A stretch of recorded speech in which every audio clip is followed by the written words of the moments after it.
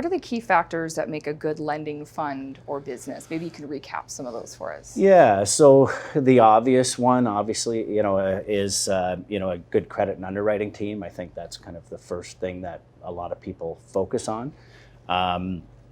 We think that, I mentioned this a little bit earlier, but we think that, the origination team is vastly underappreciated on the street by investors and lending businesses as a whole.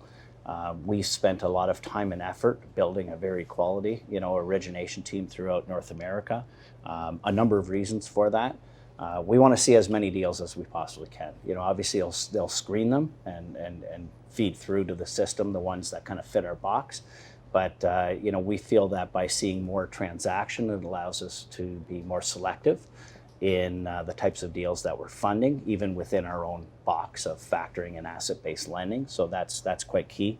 I mentioned before, we think that seeing more deals can actually lead to potential premium in yield, just because you're seeing more opportunities, some that might fit into some of these yield premiums that we've talked about earlier. Yeah. And we think that seeing more deals can lead to lower credit quality. It's which is quite key. A colleague of mine who I've known for about 25 years, the company that he was working for about 25 years ago did a research study, and they tried to figure out what, this was actually related to private equity funds, but they were trying to figure out if there was one definable difference on what led to outperformance of one private equity fund over another.